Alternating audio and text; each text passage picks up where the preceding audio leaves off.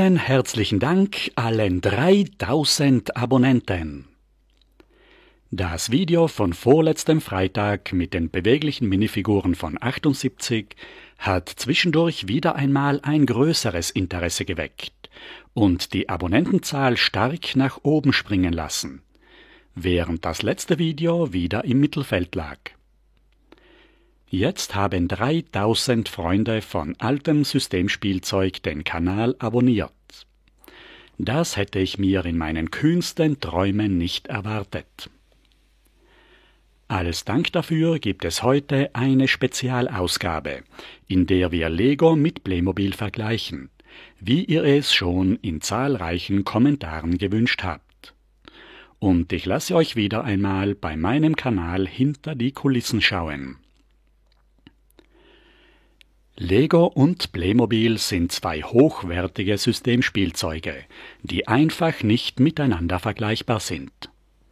Als Kinder haben wir auch versucht, Lego und Playmobil zu kombinieren, das hat aber nie so richtig geklappt. Lego-Häuser und Möbel für Playmobil-Figuren, Minifiguren als Kinder und Playmobil-Figuren als Erwachsene, es hat einfach nie so richtig zusammengepasst. Wir hatten abwechselnd getrennte Spielwelten, Lego zum Bauen und Spielen, Playmobil für Rollenspiele und zum Basteln. Typisch für Lego waren immer schon die unterschiedlichen Spielsysteme, die man nicht so gut kombinieren konnte. Neben Legoland gab es auch die Grundbaukästen, Fabuland und Lego-Technik. Bei Playmobil hingegen stand immer die Figur im Mittelpunkt und man konnte auch die unterschiedlichsten Spielwelten miteinander kombinieren. Lego war damals viel kleiner und günstiger als Playmobil. Deshalb haben wir es auch viel früher, schneller und häufiger bekommen. Wir haben oft die kleinen 80er-Jahre Fahrzeugsets aus dem Gemischtwarenladen nebenan ohne Anlass anstatt Süßigkeiten geschenkt bekommen. Man hatte schnell viele Fahrzeuge und konnte sich Häuser bauen. Der einzigartige Vorteil in der Legolandstadt waren die Straßenplatten. Playmobil bekam man bei uns nicht so oft. Eine 5-Figuren-Packung oder ein Auto war schon ein Geburtstagsgeschenk. Es war damals gefühlt teurer, Häuser oder gar die Eisenbahn war für uns Kinder unerreichbar. Zuerst vergleichen wir zwei der besten Sets, die ich selbst als Kind hatte. Die Lego-Feuerwache bekam ich 1982. Mit 70 Mark war das damals in unserer Familie mit 5 Kindern die Obergrenze für ein Weihnachtsgeschenk. Die Drehleiter habe ich als mein größtes Playmobil zu Weihnachten 83 bekommen. Sie war bedeutend teurer als die Lego Feuerwache, hätte bei uns umgerechnet 90 Mark gekostet und meine Eltern ließen sie von Bekannten aus Deutschland mitbringen, wo sie billiger war. Die Lego-Feuerwache habe ich gleich am Heiligen Abend aufgebaut. Am Weihnachtstag alles wieder zerlegt und die B-Modelle von der Packungsrückseite nachgebaut. Das Problem beim Zerlegen war der große Aufkleber über der Eingangstür, der über mehrere Bausteine und Platten geht. Später ist das Set immer aufgebaut geblieben. Es ist ein perfektes Gebäude, das man mit diesen Teilen nicht mehr verbessern oder ergänzen konnte. Mit der Straßenplatte passt das Set genau in die Legolandstadt hinein. Man konnte mit den Gebäuden, Fahrzeugen und Figuren auch gut spielen, es gab sogar die Atemluftflaschen, die es bei Playmobil in den 80ern nicht gab. Die Schnur war nicht so ganz widerspenstig wie der Gummischlauch. Aber die Fahrzeuge waren damals schon wirklich klein. Eine einzige Figur in einem Feuerwehrmannschaftswagen war schon wenig. Im kleinen Maßstab konnte man sich mit Lego ganz einfach nach eigenen Vorstellungen alle gewünschten Gebäuden aus Steinen bauen. Wir haben Lego nie mit fremdem Material oder mit Matchbox-Autos kombiniert. Die Minifigur ist 4 Jahre jünger als die Playmobil-Figur und war in der zweiten Ausgabe von 78 schon vollkommen ausgereift und ist bis heute gleich geblieben. Mit beweglichen Handgelenken und beweglichen Füßen, aber klein und fummelig. Dafür kann man sie aber auf den Noppen festklemmen. Die Playmobil-Figur ist viel größer, nicht so kantig, hat viel rundlichere Formen, eine natürliche Gesichtsfarbe und liegt besser in der Hand. Mit der Playmobil-Figur kann man einfach viel besser Rollenspiele machen. Die Figur hat ihr sympathisches Lächeln bis heute nicht verloren, wurde aber laufend verbessert. 82 kamen die Drehhände und 90 die Schuhe. Die Füße blieben aber immer steif und die Arme gestreckt, außer bei Frauenfiguren, Fußballern und Hockeyspielern. Bei Lego haben mich die Straßenplatten und die Gebäude überzeugt. Mit dem kleinen Maßstab konnte man beliebige Häuser nach eigenen Vorstellungen bauen. In der hinten offenen Regalform, die gut zum Bespielen geeignet ist. Mit 8 Noppen Bautiefe haben die Häuser perfekt am Straßenrand Platz. Bei Playmobil gab es immer viel mehr Werkzeug als bei Lego und die Fahrzeuge waren viel größer und robuster. Die zweite Lastwagenbaureihe von 78 war mit den großen Rädern auf Metallachsen sehr stabil. Wir spielten viel draußen im Sand und zogen die Autos auch mit dem Fahrrad nach. Bei den kleinen und zerbrechlichen Lego-Autos wäre das absolut undenkbar gewesen. Der Playmobil-Lastwagen ist auch nicht sehr realistisch ausgeführt. Es haben aber 6 Feuerwehrleute in der Mannschaftskabine Platz. Es gibt sehr viele Spielfunktionen mit einer Seilwinde. Den schweren Metallhaken kann man in der ausziehbaren Lade gut verstauen. Halter für Funkgerät oder Megafon. Viele Laden und Fächer für das Werkzeug. Stützen zum Ausfahren und die Drehleiter mit dem Führersitz. Die Lego-Leiter könnte man noch mit weiteren Teilen verlängern. Hier sehen wir nochmals das Größenverhältnis der Drehleitern. Playmobil wirkt viel stabiler und weniger zerbrechlich als Lego. Beide Sets haben ihre Vorteile.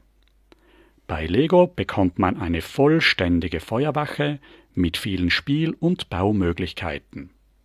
Bei Playmobil ein einziges, großes, robustes Fahrzeug mit Figuren und Werkzeug. Die Playmobil-Drehleiter war allerdings viel teurer als die Lego-Feuerwache. Als zweites legendäres Paar vergleichen wir die Piratenschiffe. Mit über 16 Millionen verkaufter Exemplare gehört das Playmobil-Piratenschiff zum erfolgreichsten Spielzeug. Lego ist 89 mit der Piratenwelt gestartet. Trotz dem viel kleineren Maßstab der Minifiguren ist das Schiff mit 62 cm fast genauso lang wie das von Playmobil. Der Rumpf ist aus 5 flachen neuen Bauteilen gebaut. Die rot-weiß gestreiften Segel sind zum Erkennungsmerkmal der Lego-Piratenwelt geworden. Ein weiterer Mast ist als Bugspriet eingebaut. Darunter sitzt die Galionsfigur. Es gibt einen großen Kunststoffanker. Wie beim Rettungshubschrauber wird die Schlauchrolle als Winde verwendet. Die Wanten stützen die Masten. Wir haben erstmals die Piratenfiguren. 8 Figuren mit individuell bedruckten Gesichtern. Mit Bärten, Augenklappen und roten Lippen. Eine Neuigkeit ist die Schimpansenfigur und der Papagei. Es gibt 4 Kanonen mit ausreichend Rundsteinen als Munition und Flaggen als Luken. Im Achterkastell ist eine Prunkkajüte eingebaut, mit Fenstersimsen aus den geschwungenen Fabuland-Kühlergrillsteinen und die 3 Laternen sind aus den Palmenkronen, die erstmals bei diesem Set verwendet worden sind. Das gelbe Scharnier hält die schräge Rückwand der Kapitänskajüte, die man nach unten aufklappen kann. Es sind 2 Goldkisten an Bord mit 16 Goldmünzen. Die Kapitänskajüte kann man entweder von hinten oder von oben aufmachen. Die Querbäume sind mit dünnen Haken eingehängt und die Segel auf Kupplungskugeln befestigt. Es gibt einen Kranarm mit einem Lasthaken. Die Segel sind aus bedrucktem, weichen Stoff. Das Kommando am Schiff hat der Captain Rotbart mit Holzbein, Hakenhand und Schulterklappen. Den Steuermann gibt es 2-mal, mit schwarzen und mit braunem Dreispitz. Die Turnierlanze als Fahnenmast und der Roboterarm als Laternenhalter sind sehr wackelig und gehen immer leicht ab. Ein schwarzer Passagier wird gerade über die Planke geschickt, aber sein Freund wird ihn gleich mit dem Beiboot vor den Haien retten. Als Kind kannte ich dieses Set von einem Schulfreund, bei dem ich oft am Nachmittag spielte. Vollständig aufgetakelt schaut es doch viel besser aus, als ich es in Erinnerung hatte. Die erste Version des Playmobil-Piratenschiffes 3550 war von November 1978 bis 1989 im Verkauf. Fast genau gleich groß wie das Lego-Schiff, aber mit einem schön geformten, schwimmfähigen Rumpf, zur Sicherheit noch mit einer Styroporeinlage und auf der Unterseite 3 Rollen zum Schieben. Es fehlt hier nur der Halter für den Unterwassermotor. Es gibt einen schweren Metallanker mit einer kleinen Ankerwinde. An Bord sind nur 2 Schiffskanonen. Wie bei Lego kann man mit einem Federmechanismus richtig schießen. Am Mast ist eine Winde für den Lastkran.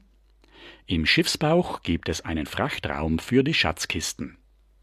Wenn man die fummelige Takelage löst, kann man die Brücke mit dem Steuerrad abnehmen und darunter ist die Kapitänskajüte mit einer Laterne an der Decke, einem Tisch, Werkzeugablage und einer Seekarte an der Wand. Der Piratenkapitän heißt Flint und hat auf dem Schiff 2 gesunde Beine.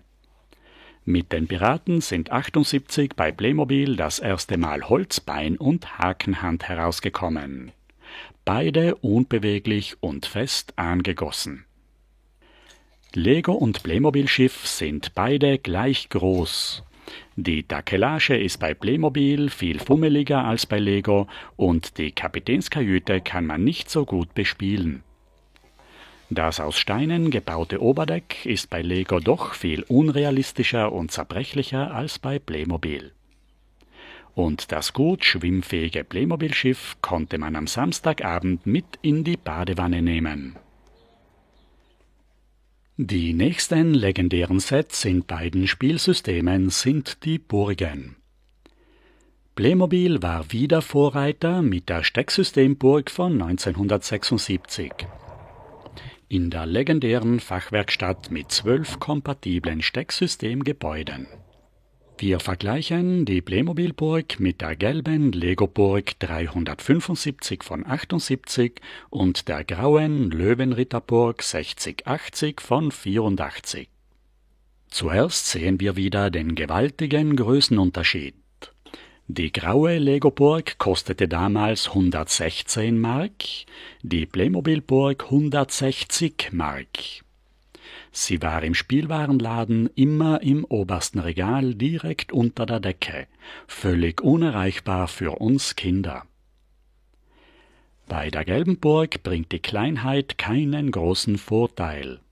Der schwere Bergfried und Torturm sind an beiden Enden einer biegsamen kleinen Grundplatte aufgebaut. Die Mauern wurden nicht mit Technikpins verbunden, man kann die Burg nur mit einem geübten Klammergriff aufheben. Es ist oft passiert, dass die Grundplatte in der Mitte auseinandergebrochen ist. Die graue Burg hingegen ist sehr stabil konstruiert und man kann sie viel einfacher transportieren, auch wenn die Form etwas langweiliger ausgefallen ist. Die Burgen haben Zugbrücken. Bei der gelben Burg würde ein zweiter Technikstein für das Seil viel symmetrischer wirken. Die graue Burg hat einen hohen Torturm, in dem neben der Zugbrücke auch ein Fallgitter eingebaut ist, das man herunterlassen kann. Es ist eine ganze Ritterarmee dabei, 14 Figuren bei der gelben Burg und 4 Pferde und 12 Figuren bei der grauen Burg. Für mich sind die Wandelemente aus Formteilen bei der grauen Burg ein Rückschritt beim Bauspaß. Hier haben wir das Größenverhältnis zu den Stecksystem-Mauerteilen von Playmobil. Im Stecksystem kann man auch bei Playmobil sehr kreativ bauen. Mit den Mauerteilen nahezu unbegrenzt, bei den Fachwerkhäusern innerhalb der Möglichkeiten, die Wand- und Dachteile zulassen. Die Burg besteht aus einem großen, zweigeschossigen Fachwerkhaus mit Stiegenaufgang, dem Schuldturm und der Ringmauer mit dem Burgtor. Die ganze Burg ist auch sehr wackelig und zerbrechlich und kann nicht in einem Stück transportiert werden. Es sind 4 Figuren dabei, der König auf dem Pferd, 2 Nürnberger Stadtsöldner und die Königin. Alle Figuren mit den schön glänzenden Chromteilen. Es gibt Waffen, Einrichtung, Chromgeschirr und einen Brunnen mit Tränketrog. Im Gegensatz zu Lego wird bei Playmobil der Aufbau meistens als lästig empfunden und man will sofort mit dem Spielen loslegen. Für uns Kinder waren die Fachwerkhäuser, wie gesagt, unerschwinglich und wir haben alle Gebäude selbst aus Sperrholz gebaut. Wegen der Größe kann man bei Playmobil viel mehr aus Fremdmaterialien als bei Lego basteln. Lego hat schon 1999 mit vielen erfolgreichen Lizenzthemen begonnen. 2007 begannen die Erwachsenensets mit den modularen Gebäuden. Ich habe mir sie oft im Geschäft angeschaut, auch mit 80 € im Ausverkauf, aber sie waren mir immer viel zu groß und ich wollte nie mit einer modularen Stadt starten. Playmobil ist erst 2015 ins Lizenzgeschäft eingestiegen. Die wunderbaren, hochpreisigen Erwachsenenmodelle konnten aber im Unterschied zu Lego nur mit gewaltigen Rabatten abgesetzt werden. Seit 2 Jahren wurden die Neuausgaben stark reduziert. Dass die Kultsets nicht nur für 50-jährige Männer gemacht sind, beweist mein kleiner Sohn, der ein großer Fan von den Ghostbusters ist. Die Lego-Sets waren ihm aber immer viel zu klein und fummelig. Man konnte zu wenig damit spielen. Er hat alle Sets von Playmobil mit der wunderbar realistischen Gestaltung, den größeren Spielfiguren und den elektronischen Effekten. Lego hat natürlich längst schon den klassischen Modellbau abgelöst. Das habe ich nie so richtig verstanden, weil die kantigen und noppigen Lego-Modelle nie den ausreichenden Detaillierungsgrad von Präzisionsmodellen erreichen können. Mir tun da oft die Lego-Bauer leid, wenn man erst mit viel Fantasie und einem unerwarteten Geistesblitz irgendeine Ähnlichkeit zur Wirklichkeit feststellen kann. Da haben die klassischen Modellautos und die Eisenbahnen doch ihre unerreichten Vorteile. Und in meinen ersten Videos habe ich ja schon gezeigt, dass auch Lego in den Jahren 1954 bis 1970 1:87 H0 Modelleisenbahnzubehör im Sortiment hatte. Lego für Erwachsene ist nicht neu und hat schon eine lange Geschichte. Schon im Ideenbuch von 1957 sieht man Papi, wie er mit Lego spielt. Im Ideenbuch von 1960 sieht man ein junges Paar, das ernsthaft mit Legosteinen sein Traumhaus plant. 1963 bis 1965 gab es für professionelle Architekten eigene Architektur-Lego-Sets und die besonderen Modulex-Steine mit einem kleineren Maßstab. In den Kommentaren kommt häufig die Frage, ob alle Sets, die ich sammle, aus meiner eigenen Kindheit stammen. Ich habe zwar viel gespielt, aber aus meiner Kindheit ist kein einziger Legostein übrig geblieben. Lego war immer schon, wie Playmobil, ein Spielzeug für Generationen. Wir haben viel Konvolute von älteren Kindern geschenkt bekommen. Als wir zu groß waren, haben wir alles wieder anderen Kindern weitergegeben. Meine Sammlung habe ich in den vergangenen 20 Jahren schrittweise aufgebaut. Ich kaufe nur bei Gelegenheit in der untersten Preisklasse und habe viel Spaß damit, unvollständige Sets zu ergänzen und zu restaurieren. Ein vollständiges Set ist immer günstiger und originaler, aber aus Zeitgründen bin ich inzwischen dazu übergegangen, viele Sets einfach nachzubauen und habe auch die Replacement-Stickers probiert. Ich führe meine Suchlisten auf Bricklink und kombiniere die Bestellungen, um Versandkosten zu sparen. Die Videos sind für mich eine gute Gelegenheit, meine Sammlung zu ordnen, ergänzen, fertigzustellen und für die Zukunft weiterzuplanen. Viele Sets habe ich nur für das Video aufgebaut. Einige Teilbereiche der 60er Jahre interessieren mich weniger und ich habe sie bis auf einzelne ikonische Sets auch schon wieder vollständig zerlegt und als Teilespender für neue Sets verwendet. Das ist ein großer Vorteil von Lego, aber ein Nachteil, wenn man bei jedem Set genau die passenden originalen Steine haben möchte. Eine weitere Frage ist, wie meine dunklen Jahre geendet haben. Tatsächlich bin ich bei meinen Einkäufen nach der Arbeit im Supermarkt immer wieder beim Lego-Regal vorbeigekommen und habe beobachtet, wie sich die alten Sets weiterentwickelt haben. 2005 ist mir das neue Motorrad aufgefallen, das ich mir tatsächlich als mein erstes Lego-Set als Erwachsener gekauft habe. Mit diesem Motorrad wurde das alte Modell von 83 ersetzt, wo ich mich noch genau an die Einführung erinnern konnte.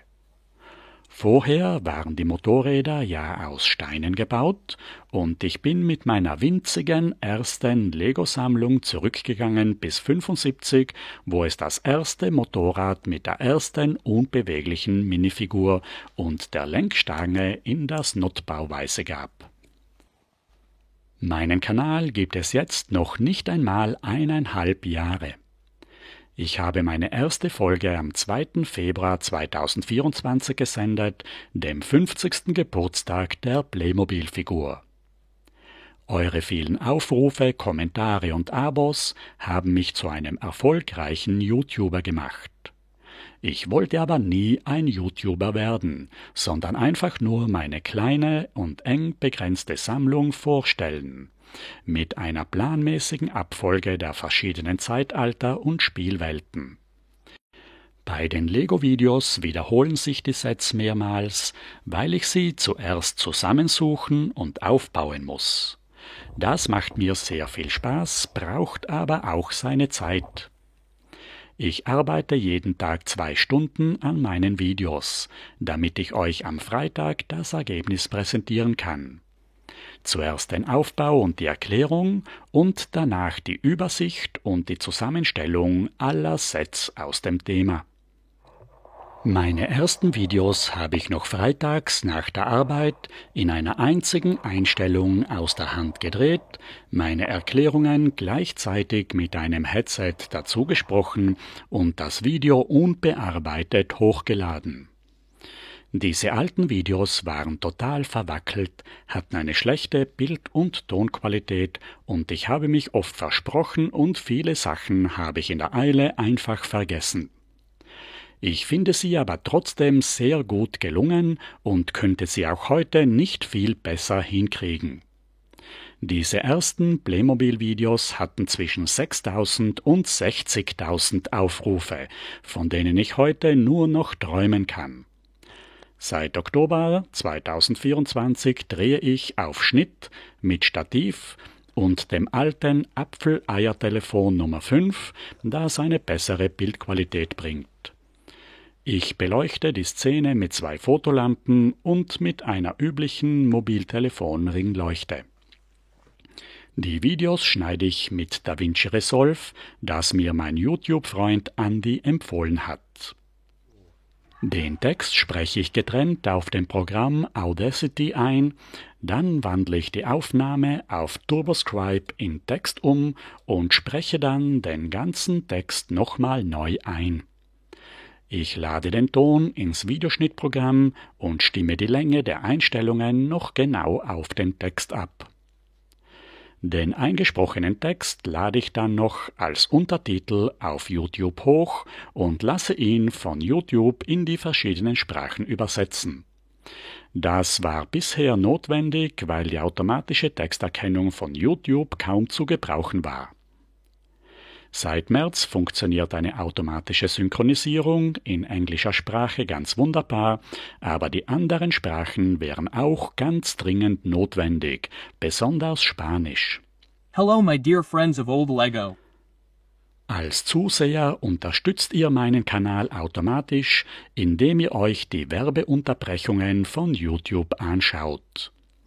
Ein durchschnittliches Video mit 1500 Aufrufen wirft zwar nur 7 € ab, ich habe es aber immer als dankbares Trinkgeld und große Wertschätzung für meine Arbeit gesehen. Am meisten Aufrufe und viele Kommentare bekomme ich immer noch von meinen alten Videos. So kommen monatlich doch ungefähr 100 € zusammen. Das ist zufällig ziemlich genau der Betrag, den ich für die Vervollständigung meiner Sammlung bei der Vorbereitung der Videos ausgebe. Ich hätte mir wirklich nie gedacht, dass ich einmal meine Sets, die ich in den Videos zeige, zumindest zum kleinen Teil mit den Einnahmen finanzieren kann. Mit diesem Blick hinter die Kulissen schließen wir die heutige Sonderausgabe als Dank für die 3000 Abos. In den nächsten Videos werden wir an der klassischen Legoland-Stadt weiterbauen. Ich werde 2 Übersichtsvideos machen von 1978-79 und 80-82. In diesen wenigen Jahren ist die Entwicklung nämlich schon so schnell weitergegangen, dass die Sets nicht mehr zusammenpassen. Dann bauen wir als zweite Themenwelt den klassischen Weltraum von 78 bis 81 auf. Dort liegen bei mir die Teile schon 5 Jahre unbenutzt herum. Ich muss mehr als die Hälfte der Sets noch zusammenbauen und ihr könnt mir dabei gerne zusehen. Bei der Burg mache ich ein Video über die 3 Sets der gelben Burg von 78 bis 79 und ein zweites über die graue Burg von 84. Bisher habe ich nur die große Löwenritterburg 6080 allein. Wir werden sehen, wie viele kleinere Sets ich rundherum noch zusammenbauen kann. Mit dieser kleinen Vorschau auf die nächsten Videos verabschiede ich mich recht herzlich, bedanke mich nochmals bei allen für die 3000 Abos und wünsche euch noch eine schöne Woche. Auf Wiedersehen!